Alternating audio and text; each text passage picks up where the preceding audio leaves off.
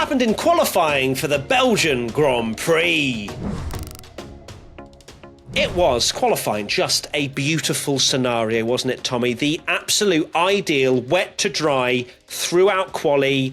There wasn't any of that, oh, it's really quick at the start and then it gets worse. It was a drying wet track in Q1 and it caused a lot of carnage. I genuinely think this might be the greatest season of all time in qualifying. Now, in Q1, we had quite a lot of things going on. One big moment was Lando Norris damaging his car quite, I would say, I'm not sure exactly on the extent of the damage, but definitely damaging his car through the gravel, his floor in particular, rear diffuser potentially, by just losing it, didn't he? In a place that just trying to get on the power really early to get on that back straight and not lose too much time. And if anything, that may have hampered his chances of a better spot in qualifying when we got to Q3. Yeah, he had a damaged diffuser, apparently. They were looking at the back of that car when he came in. In a weird way, him actually making it into Q3 and getting a semi-decent result is a blessing, really, because we were here thinking that he might not even get out of Q1 because it looked very bad at one point. He was struggling for pace, probably the initial maybe change in handling of the car, but yeah, he flew across the gravel. I'm not surprised it was damaged, and he was very lucky that he didn't just fly into the barrier, to be honest. Other things to speak about was Daniel Ricciardo. He'll start from 19th after losing what was P6 due to track limits right at the end of the session. And to be fair, there was no arguments. He absolutely yeeted it through Radion, just completely cut the curb, lost the car slightly, and that put him offline, and he just committed through it, and unfortunately meant his quite decent time was lost. Yeah, it wasn't one of those where you have to get the magnifying glass out and pause it and see like, oh, is a tiny bit of his wheel. He just straight lined the corner, really. But Tsunoda was up in 4th, I think, in Q1 as well. So that AlphaTauri had some pace in that kind of wet dry. They got the strategy right, but unfortunately for Danny Rick, paid the price for track limits. You also had Logan Sargent having problems with his car, which meant that he didn't get out into the session for quite a few minutes after it had started. He starts P18. And then Hulk, the GOAT of qualifying recently. This is like peak Hulkenberg conditions. We saw it in Canada, got that P2. So gutting for him to, have the issue, because no offense to K-Mag, but obviously, Magnussen has his moments, but not recently. So you would think if Magnussen got through, Hulkenberg would as well. But alas, he didn't. So yeah, maybe what might have been for Hulkenberg. If you spend too much time facing screens, you're going to want to hear from today's sponsor. GlassesUSA.com is one of the biggest eyewear retailers in the US, offering thousands of eyeglasses and sunglasses such as Gucci, Oakley, Ray-Ban, and many more. And I have a pair to show you. Not just these wonderful eyeglasses. Ferrari sunglasses. Oh yes, I am living the dream right now. What's best about GlassesUSA.com is that the glasses start at only $39, which are up to 70% off retail prices. Feeling overwhelmed by the amount of choices?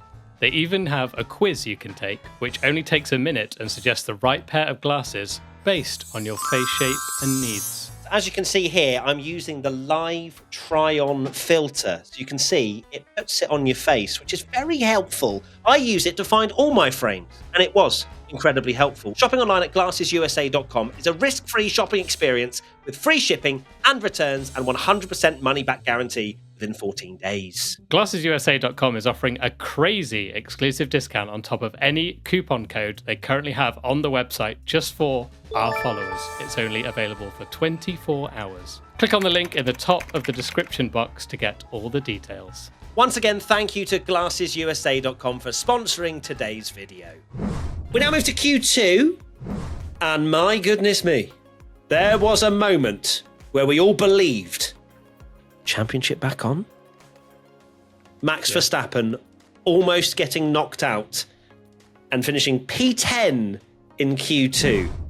Oh my word! Oh, we almost had an amazing race on our hands! God damn it! we so nearly actually had a race on our hands.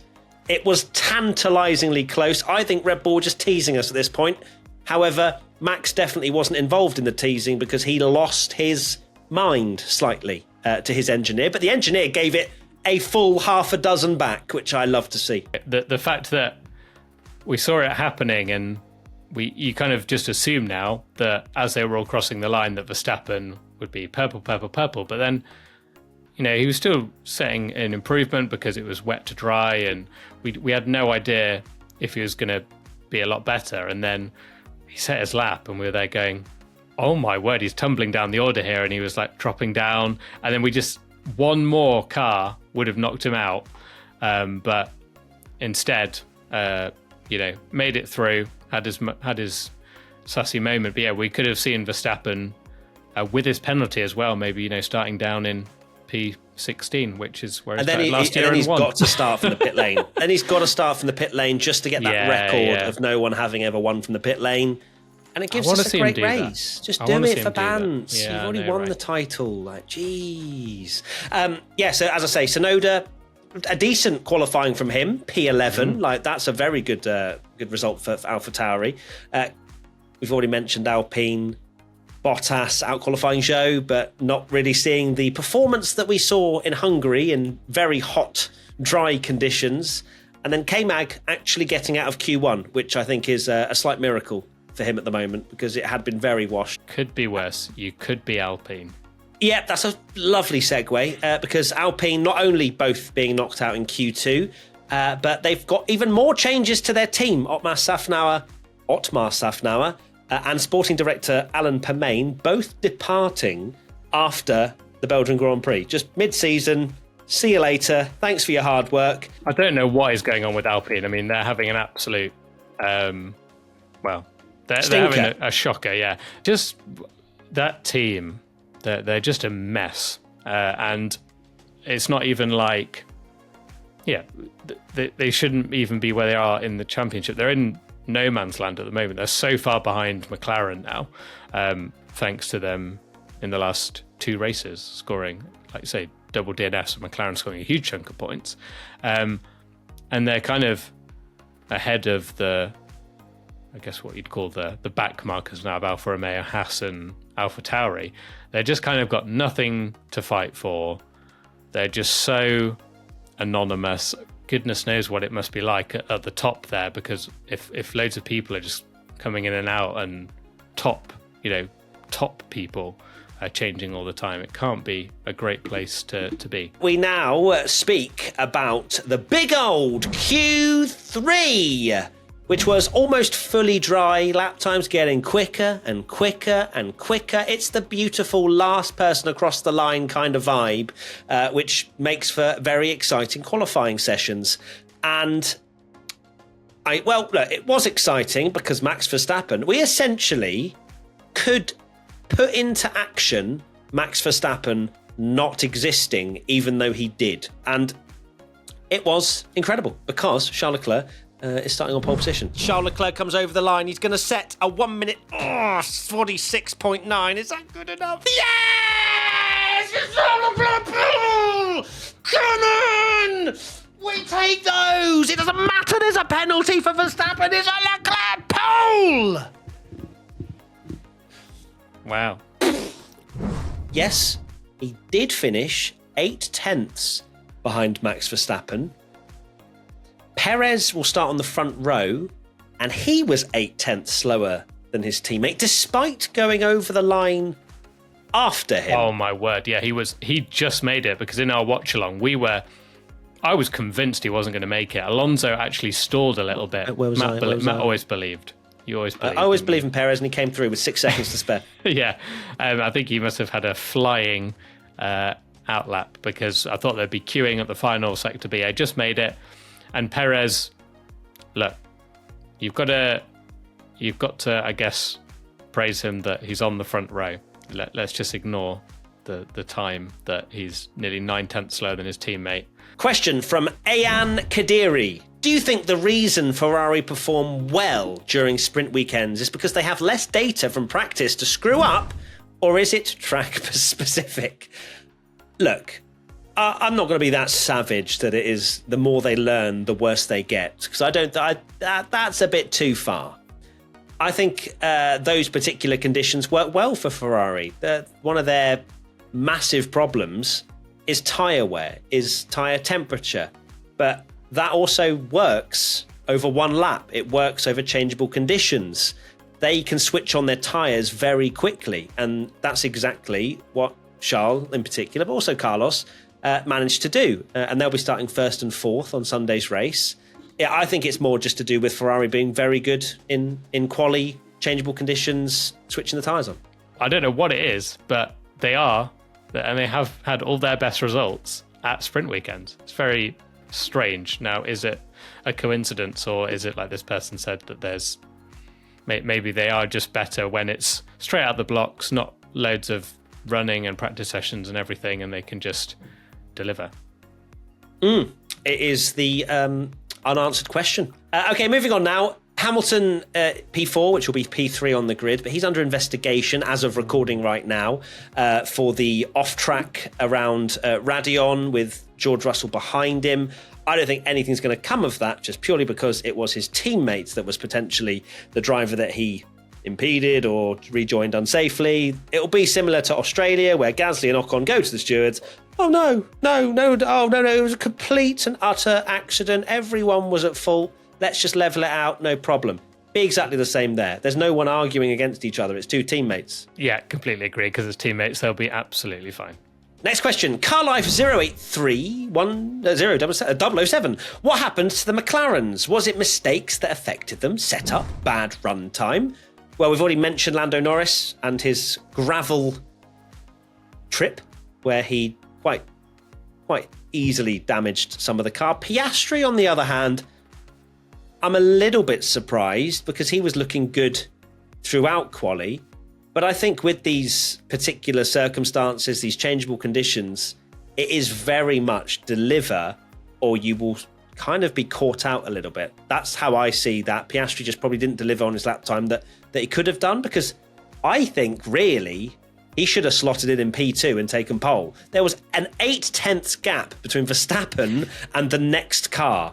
And I think Piastri would be kicking himself. Yeah, and it's mad because it's actually really, 0.3 is, I know it's a lot in Formula One, but it just shows that 0.3 is absolutely miles off. And yeah, maybe he did have that time on the table.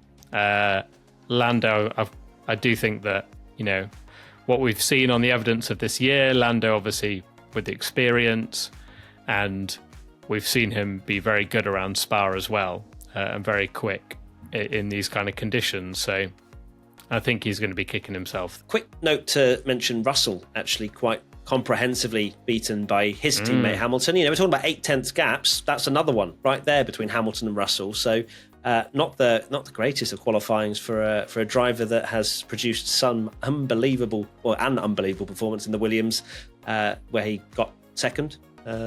We won't speak about the race because that was a stinker. And also the Aston Martins as well, 9th and 10th for Alonso and Stroll. Stroll, Alonso was a second clear of Stroll and still only 9th. Gavin Curley, 90. At what lap do you think Max will be in the lead at? All right, let's have a prediction. I am going to lock in lap 7. I think now he's in the mid-pack even more. I think that turn 1 is going to be very congested, and a lot of people going for trying to be the hero, knowing that Max is further down the order. And he's had it before, where he's tried to. I know he's a different driver now. Like we discussed this on the watch along, that he's kind of matured and drives a bit different, and not necessarily goes for absolute chaotic dive bombs into turn 1 and doesn't need to. But there will be drivers around him that want to be the hero, and we've seen so many incidents into turn 1 at Spa that it's so easy to just clip a front wing or whatever. So maybe, clips his front wing, starts, comes around, starts last, and then it takes him 20 laps to get in the lead. So he will still take the lead? No, I don't think he will. I don't think he will. This final question from Leorth FC. Do you think we can have a Checo versus Max battle at the front? No. Well, there will be a battle but the battle will be Max flying through with DRS and then clearing off into the distance, in my humble opinion. Yeah, this could potentially be quite, we've wanted to see that, a proper battle, but if he does get through, I do see it being like a DRS pass, because they're just too good down the straight. That Red Bull DRS is unbelievable. And maybe I'm going to jinx it here because and hope that we do get a banger. But Spa, I think part of Spa's problem for me is that it's a thrilling track for qualifying and things like that, but I don't think it lends itself well to this modern form of racing where DRS pass, it almost makes them even more dull, because you can just, it's like a motorway pass, because it's just such a long straight that you can't really fight. If you, showing my age here, but you look at like the Hakkinen and Schumacher battle and how good that was. Back in my day. Back in my day. But it's true, like the passes are just like straight line DRS, the other person doesn't have a hope. So hope I'm wrong. Well, look, Spa, the Belgian Grand Prix, needs to deliver. It hasn't in quite some time delivered a banger, and we need one. Please, we need a good race. Help. But a whole new day tomorrow, which is very exciting. Is it not, Tom Bellingham? Final thoughts? Yeah. I'm hoping for another wet sprint race, because that's when it's actually exciting. Still don't like the format in terms of the fact that if it's dry, you don't get any strategy. But if we imagine those quali conditions exactly like what we got in Austria, I'm still, in my opinion, Austrian sprint was the best race we've seen this year. Easy. Yeah. Hands down. So let's have that again, please. Thank you very much. Okay, perfect. We've locked it in. Belgium, it's time to deliver. Thank you, everybody, for watching and listening to this Friday qualifying roundup. Hopefully, we've got a banger coming on Sunday. We'll be live on Twitch tomorrow and Sunday. All the content you could ever wish for. And we'll see you very soon for another podcast / piece of video / content / anything. Bye. Bye.